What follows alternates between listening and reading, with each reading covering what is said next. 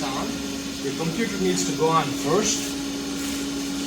So wait for the computer to boot up. After the computer turns on, you're waiting this right now. So there's no password as of now to get into the computer. Okay? So once the computer boots up, you turn on the data acquisition box. So small red switch, and after that you can open the software. The software is called MT Genius with the FB logo on it. So 1, 2, and then 3.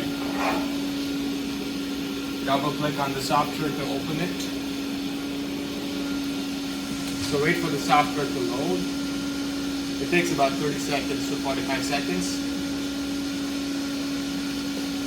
So this can be off. So your hydraulics are not on, which the e-stop is engaged. The white light is just saying there's power to the frame. Okay? Once the software lights up, it is going to initialize. Wait for it to initialize. It says initializing right now, so wait for it to initialize. Yeah, now initializing is done. You see that's gone away right now. Now you can undo the e-stop. To undo the e-stop, you just lift on it. To engage it, you just push on it. Undo the e-stop, and now you can turn on the hydraulics. Okay? I will turn this off while I'm talking because it's more nice. To move the crosshead up, this is run by an electric motor while this moves with the hydraulic fluid. So to move the crosshead up and down, you can use the up and down buttons on the console itself. So I guess you're probably running almost here every time because you're pulling samples. So just keep running all the way up. It takes a bit to get there, but okay. As far as the software is concerned, this is how your screen looks like. So depending on you're doing tension or compression, there's only one calibration on this machine which can do both. Because when you're doing compression, you put your sample here, the table moves up and compresses against your crosshead. We call that the top crosshead, the middle crosshead, and the table. So if you're doing compression, you put your sample here, the table moves up and crushes against your middle crosshead. If you're doing tension, you put your sample here. Since the table moves up, the top crosshead is connected with 4 columns to the table. So the table moves up, the top crosshead also moves up and pulls your sample from the top. Just like that one. They both work on the same principle. Okay? So coming to the software. So there are some test procedures right here. So you can click on this folder, the arrow, and select the default tension compression. 120 kilo will be default tension compression. So wait for the software to load up, and the current procedure you're using is also shown up there. It says 120 kilo will be default tension compression. You have tabs from specimen all the way through servo control. So depending on what test you're doing, if you want to create a new procedure, you'll open the default, right click, save as. You can save that procedure, say I'll call it, so okay, I will call it training. Now the current procedure you're using is called training, and that training procedure is also saved under the test procedures folder. Okay? So depending on the type of geometry you're testing, you specify the geometry. So if you're testing that round threaded rod, I'm going to select round from this drop down option. Round, okay. Identifier is the sample number. You can give sample 1 or sample, you can give type sample 1, sample 2, or whatever you want to name that particular test, you can give that name there. Auto increment will increment the last digit of that identifier specified. So if you check this box, so next time you do a test, it automatically changes to 2. We have to specify the geometry of the sample so that it calculates the stress number. Stress is force divided by area. So it's going to measure the force from the machine, and by specifying the diameter of the round rod, it calculates the area automatically. So what do you think that diameter is? Half inch? 505? 0.5, okay. So If you give your geometry as none, I'll show you.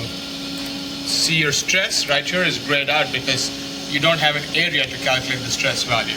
So there has to be a geometry to calculate the stress. Okay? What are you looking at the end of the test? Like max load, max stress, elongation, what numbers, what results are you looking at? Is it a TYA? Yield tensile elongation? Stress strain curve profile. Okay, so TYE basically. And Yes, and the final elongation should be. So yield tensile and elongation. Okay. Are you going to use your extensometer for these tests or no? Extensometer for 2-inch samples. Are you going to be using this for these tests? Okay. This extensometer will go in the third channel of your data acquisition box in the back side. So it goes right here. It plugs in. So channel number 1 is yellow, which is load. Channel number 2 is red, which measures your displacement of the table. Channel number 3 is for axial strain. Channel 4 is your deflectometer, it's a transfer strain. Okay? I plugged it in there. I will.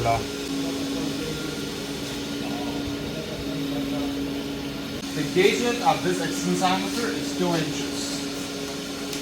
Which means the distance between this knife edge and this knife edge with the centering pin in edges is 2 inches. So under axial strain, we have to specify 2-inch gauge length because you're using a 2-inch gauge with the extensometer. Okay?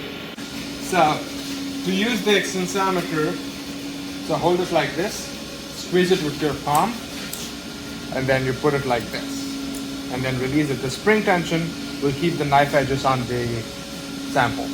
So you grab it like this, use your palm to squeeze it, and then take it off. Do we need to pre-make little punches in? No, so it depends. If you're using the extensometer to calculate your elongation, which means you're leaving it on until failure. You don't have to make the pre-made punches. So if you want to take off the extensometer after yield, which is elastic to plastic deformation, then you cannot calculate the elongation because you're taking it out. Then you put your punches on. So this extensometer is rated for 50% elongation, which means it can elongate 1 inch. If the sample is elongating more than 1 inch, you cannot use this extensometer. Never goes that far. Okay, so then you can use this extensometer. The only thing which you need to be cautious of, these things, say you have it here, right? So when the sample breaks, there are chances of this falling to the ground. Yeah. Make sure you put a zip tie or something here so that when the sample breaks, this is not falling to the ground. Okay? So do not worry about what transfer strain gauge length is because I will tell you under channels it's not active. So I will actually call this tension, training tension. I will show you another one for compression with the parameters. Okay? I will just rename this one. Right click, rename, training, tension. Okay? Go into report setup. So report setup, this is where we enter what our test report should look like. So test title would be the header on your results page. You can give the name of your university or the name of your project or anything you wish to. It's going to be the header on your results page. So I'll just give University of Toledo for now. So anytime you make a change to a current procedure, an asterisk appears, which means something was changed and not saved. So make sure after you make a change, right click and save it to that test procedure. Right click and save. Now hold on.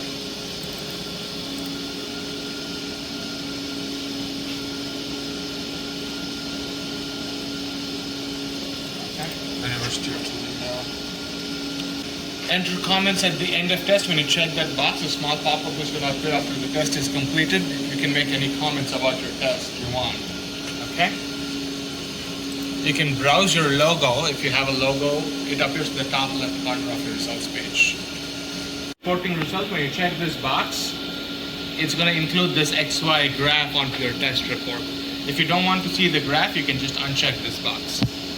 Use color for multiply traces. When you check this box, it's going to say if you want to combine multiple samples together, it's going to give each graph in a different color. So if you run 5 of these and you want to combine all of them, so number 1 will be red, number 2 will be blue, Can you yellow. make the different tests, like solid line or dash line, there's 2 or 3 dashes, like, No, it's going to be different colors.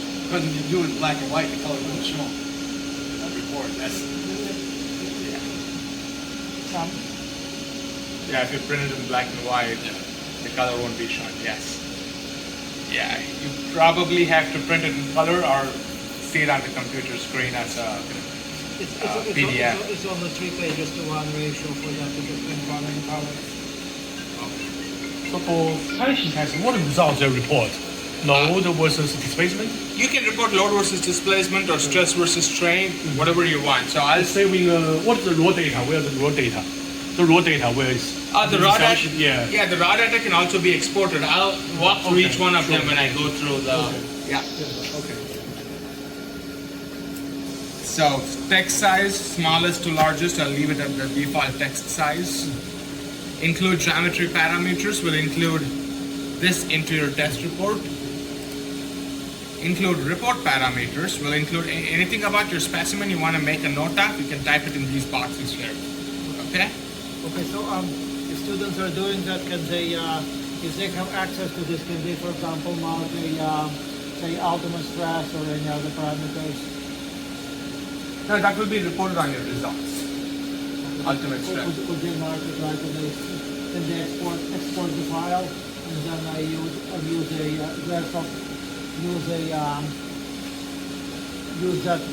that data in order to add the information about the. Yeah, so they can import the raw data. They can export the raw data, like the entire data from the beginning to the end of test. So this software does 100 samples every second. So from the beginning you start your test, and until it breaks, it's going to be 100 samples per second. So if the test goes on for a minute, it's 60 into 100. 60,000, I guess. Yeah. So 6,000. Sorry. So when we're going to do still, we're going to see very clear. Yeah.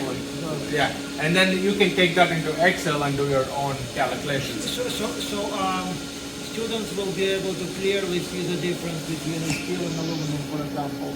Yeah. So apart from that, this one also gives a PDF test report. This one also gives a PDF test report with just your final numbers on the graph on one side. Just to show you what it looks like, the PDF test report, I'm just going to run it and then stop it. So it says nothing to plot. Okay, don't worry about this now. So this is the PDF report you can print off or you can save it. This is not the raw data. It gives you all the analysis you asked for, and this will be your graph. So you can print this into a PDF or save it as a PDF, or you can export the raw data and make your own graphs, plot X and Y. Okay? Going to acquisition. This is the most important tab. We have logging thresholds, we have break thresholds. So this is where we tell the computer where to start recording your data and where to stop recording your data. Okay? We have threshold channel as load for logging threshold, and we have a threshold value as 1,000 pounds. What that means is when you start your test with this green start or play button, it's not going to record any data until 1,000 pound threshold is met. You can change that number. You can have it 100 pounds also. Now, how much of a slack would we normally see? So this machine is calibrated from 1% of its lower capacity, which means 1,200 pounds, because this is a 120,000 pound machine. Its lowest accurate certifiable limit is 1,200 pounds. Okay, that's the number comes from. That's the number comes from, yeah. So if you have any samples which is breaking than 1,000 pounds, then this is not the machine for that. That's the machine for that. Yep. So yeah, these, I'm sure this can go probably like 20,000. Yeah. 20,000. Okay. So you can have this number even like 100. So if you want to see your data from 100 pounds and up, you can change that. But yeah, I'll leave this at 1,000.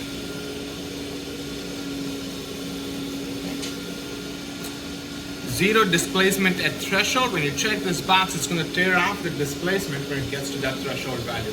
Say if it moved 0.2 inches to get to 1,000 pounds, it's going to tear off that displacement, and the displacement is going to stand from 0. zero load at start of test. When you check this box, as soon as you hit the start, it's going to tear off the load to 0 and start from 0 pounds. You do not want to do this for tension.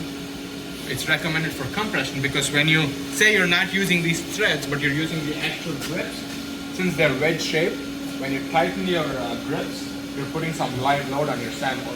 It might be 5 pounds or 100 pounds, but that's still the live load on your sample. You don't want to tear it out. But when you're doing compression, your sample's sitting here and it's not touching anything before you start your test. In that case, you can use zero load at start of test. I will leave this unchecked for tension training. How do you want to stop your test? Logging cutoff. Stop at sample break. You're taking all your samples through failure, right? Or are you doing any proof loading testing? Auto save test data. So I would recommend saving every test you do, irrespective of if you need the results or not, so that you can come back to it. Say if you want to retake the results or something, you can come back to it and replot your results. How do you want to save it? With your specimen ID. Specimen ID is this number here. So every test you do is going to save with that name, sample 1 or test 1 or whatever you give it. Auto export CSV when test data saved. This is your raw data. So if you want to export every test you do into your Excel file, you check this box and specify a folder location where you want to automatically save the raw data. Yes, yeah. Does this computer have Excel in it? What? Does this computer have Excel programming? No. No, you have to probably download it, because this was not our computer. You guys sent it. Excel is something which you have to purchase it. Your college might have permissions for the whole thing, so your IT might need to install Excel. Is this connect to internet? This machine. The machine does not have to be connected to the internet. Okay. Computer can be connected to the internet. I don't know if it has a Wi-Fi. Yeah, this is so guys stay offline. Yeah. No, but so Yes. stay offline. This, as of now, is not connected to the internet. It's totally up to you and the university if you want to connect it to the internet or not. But you can always use a flash drive. Yeah, you can always use a flash drive and. How to apply, say, just rather than to failure, say set up a load. Too bad we can't run the test. Say take this to apply to 6,000, go back to 0. How to control this? That I will tell in zero control. Okay. Yes. Okay. Thank you. Stop at sample break. I have my break threshold 1200 pounds and my drop interval 30%. What that means is it's going to look for break from that threshold and up. So 1200 and up, it's going to look for break, and if there's a 30% drop from its peak load, it's going to call it a failure and stop the test automatically. So we won't want to take it back to 0, like we do for up and down, up and down, up and down. Well, probably won't have to. Yeah. It's probably going to be quite visible. Probably going to be a straight graph, constant speed, and it's going to break. Yep. So that's your break threshold. Your break threshold. You'll be able to see all. The 30% drop. Say if you have a really stretchy material, not even aluminum, something stretchier than aluminum. So if it's not breaking, it's stretching too much, you probably want to increase your drop percentage so that you can see a complete failure. So 30% is good for steels and aluminums, but if you have something really stretchy, any composite or any other material, you probably will increase the drop percentage to see a complete failure, because if it's stretchy, the graph's going to go like this and slowly start coming like this. So it probably will not snap. So in that case, you will increase your drop interval so that the test is being pulled until it sees a complete failure. Overwrite oldest data when buffer full. This is not required. Freeze train channels at yield. So this is important. Like I said, you can use the extensometer and leave it on through failure, or if you want to take it off after yield, you select this option. If you want to take it off, you select this option. If you want to leave it on, you unselect this option, depending on what you're doing. Like you guys told me that your samples will not stretch more than an inch. If you have samples which are stretching more than an inch, then you check this box and specify your threshold value equal to your logging threshold. So that will be 1000. In that case, you take off the extensometer after yield and still continue your test. So what this does is, it's going to pause your test after the material is yielded. The computer is going to automatically detect yield. It's going to pause your test, ask you to remove the extensometer, and then click, the pop-up appears after you take off the extensometer. You can click OK, and the test goes. So your graph will be like, if this is X and Y, it's going to be like this, and then it's going to be a straight line because you took off the extensometer. So that is if you have an extension more than an inch. If not, this should be fine. Auto add analysis calculation to test results. Check that. So it's going to be two files here, data and results. Results are just your final numbers, yield, tensile, and elongation. Data is your entire data from the beginning to the end of the test. So if you guys need to save it, then you check. If you don't want to, then you can just uncheck this. Okay. Analyses. This is where we pick what we need from our testing. So I'm going to remove. Okay. So here are the available analyses, and here are the selected analyses. So we use this option. So you said you need yield, right? So we select yield. So it's going to be yield by offset stress. So we highlight that and click on select. So yield by offset stress. The standard ASTM E8 is 0.2% offset. So that is offset 0.2. Yes. And then we need tensile. Tensile is called maximum stress. So I'm gonna just look. I'm gonna use the maximum minimum option on the top, and I'm gonna use maximum stress. Highlight, select, and then you need elongation. Use the elongation option. Auto elongation at break. So the reason I selected auto elongation is because I'm leaving the extensometer on. If you want to take it off, then you remove that and you select manual elongation at break. In that case, what happens is once the test is completed, it's going to ask you your initial and your final numbers. So you type them in, it's going to do the maths. Okay? So now that can be done at a separate time, not during the actual lab experiment, right? So once the file is saved, we can come back and come back to do that, right? Yep.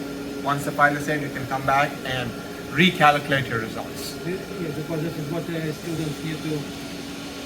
Or they want to cross-check their calculation and the machine numbers. That's what you're. Well, we want them to do the hand calculation. Okay. So you can. But that also means that. In that case, you can also gauge punch speed. We will take manual elongation and we will select auto elongation. Yeah. So all these numbers, once the test is completed, say when I say I hit start and stop the test, I assume we pull the sample. Okay. These numbers are going to come there. So if you don't want your students to see this, you said you don't want them to see this one, right? You don't want to see them. I mean, right now it says no data, but it's going to say elongation 30% or maximum stress 70%. You don't want them to see that. I wanted to see how many inches they elongate. I want them to calculate the percent. Okay.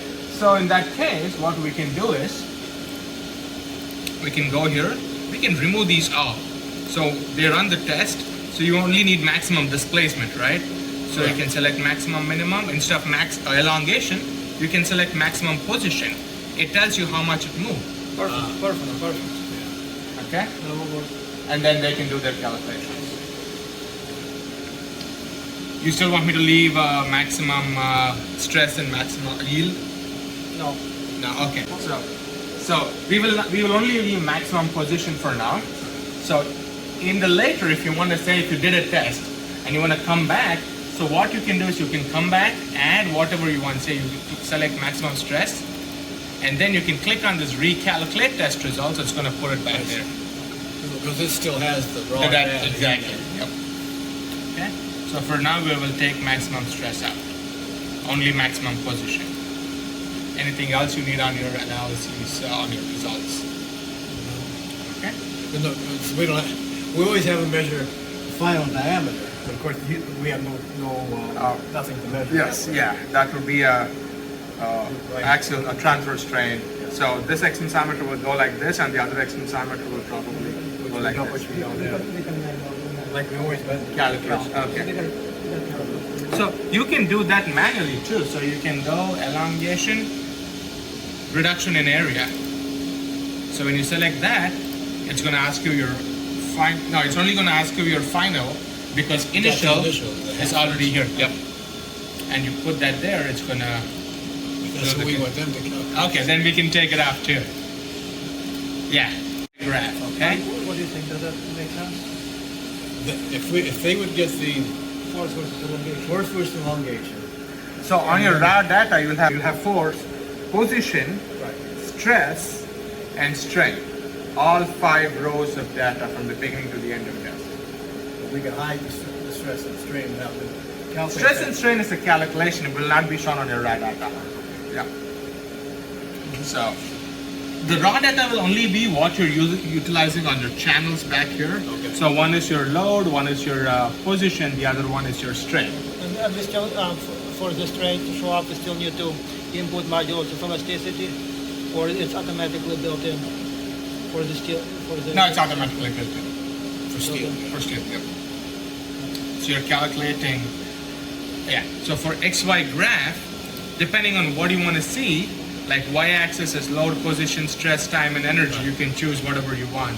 So if you want to choose load and x-axis is position, you can choose position, or I'll show you, you can also choose strain. So you can choose stress versus strain. So stress versus strain. We want them to. I guess we envisioned that they put the flash drive in and get load and position. Yes. And then Then calculate. they have 10,000 data points. Yes. And then they create their own spreadsheet Yes. to calculate P over A. Yeah. Yep. That's what we want them to do. Okay. So then we'll probably leave load versus position right there. Yes. Now, since a cross-sectional, since it's not really measuring a change in the cross-sectional area, so there is no way to measure the change within the cross-sectional area through the experiment, is it? No, because you don't have a transfer strain extensometer. Okay. I didn't think you can. Yeah. I just thought that maybe it was some kind of magic here. No. Okay. So moving to channels, this is where we select what units we need. Pounds for load, Newton, kilonewton, milligrams, kilograms, and grams. You guys use pounds? Pounds, okay. We'll leave it at pounds. So stress in PSI, MPa, KPa, all that PSI. Yes, right. Position in inches, we'll leave it in inches. So for extensometer, so when I said under specimen, do not worry about transfer strain, is because under channels, it's not active. The only thing which is active is your axial strain. And that E113590 is the serial number of this device. Yes. So there's only one axial strain and it's being calibrated with that serial number. So if you do not want to use your axial strain, all you do is you can just leave it unplugged, but just uncheck the ones. I mean, you can leave it plugged. But we need the extension. Yes. So no. So we need to leave it physically plugged in. No. And attached. I meant for samples which are elongating more than an inch. Oh. If you okay, if that's not at all a scenario, I will stop mentioning about it because it's confusing. Yes, Okay. yes. Okay. So yeah. Okay. So this is for tension setup only. I will talk about compression setup after I finish this one because in that you don't use axial strain. Okay. If it, like I said, this is just for changing units if you want. That's fine. Servo control. This is where we set up our test speed and how fast you want to run your test. Okay.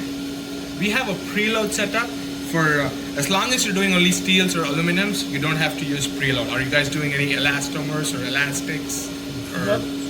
We might, but not at the moment. I'm still. Okay. In that case, if you want to use preload, preload is actual different rate than your actual rate of testing. Say if you have a sample, you want to preload it at a faster rate than your actual rate of testing, you want to pre-strain it. So you use your preloads. You specify your load value and the rate. Say if this is your 3D printed material, you want to strain it at 1/2 inch a minute and then slowly start pulling it at 0.2 inches a minute. So you use the preload in that case there. So you can pre-strain it to about 500 pounds and then slower your rate. So your initial rate is specified on the preload. Okay? Jog rate is 0.1 inches per minute. The maximum is 3 inches per minute. Jog rate is how fast you can move this table up with your jog. Now I'm going to turn this one on. So when you hold this jog up button, it's going to move this table up. Watch. That is how fast you will move.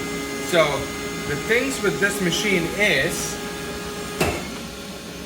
so that cylinder, so there's a cylinder here and the piston is connected to this table. So this is a piston, I assume this is the cylinder. When you turn off everything, the oil is going to go back into the tank and this piston will sink all the way to the bottom of the cylinder. Before you run any test, you want to float your piston in the oil and then tear the load out, because if you do not do that, your weight of the table, your weight of this column, the weight of the top crosshead will come into picture. Okay? So always turn it on first and then use the jog up button to raise the table. And right now look, we are not pulling anything, and it says 1,300 pounds. That's the weight of the table itself, the columns, and the crosshead. So you always, when you first start it, you want to raise it up by holding the jog up button. And then click on the 0. The 0 will tear off all the available channels. So when I click that, everything goes back to 0. My position is 0, my stress is 0, my load is 0. And now we can put our sample in and then hit the start. Right now,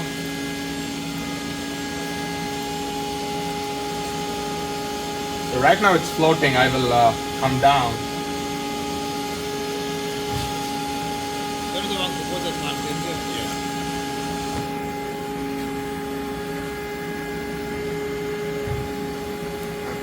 So what you have to do is you just, when you turn on the machine, make sure you jog this at least to half, or at least like 0.2 inches up.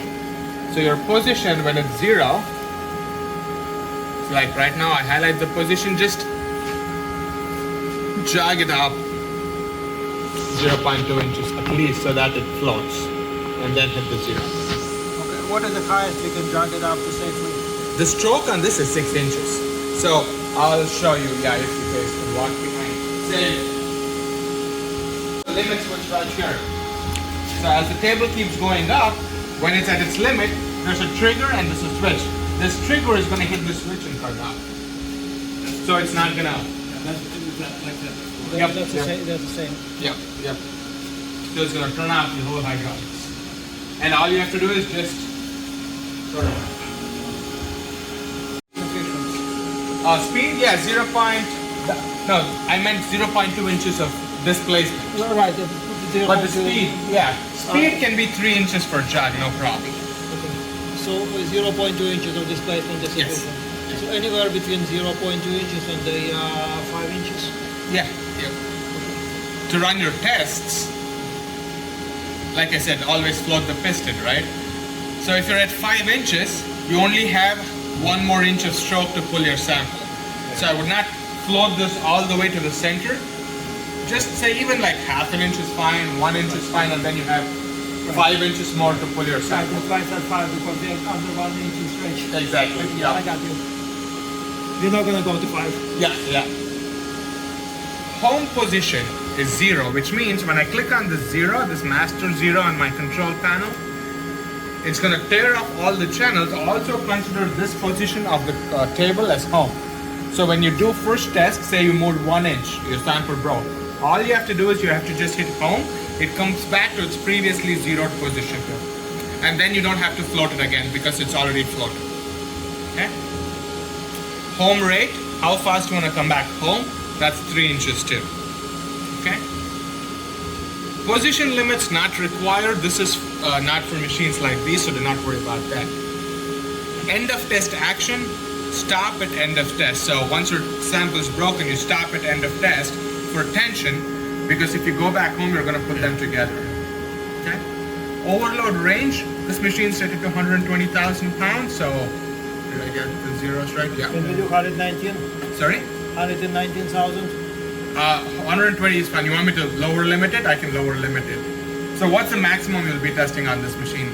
About 90, 100,000 now? Much less than that. Say 70, 60? Okay. Then, just to be safe, this machine can do 120,000 all day long, no problem. Just to be safe, I'll probably put this 110.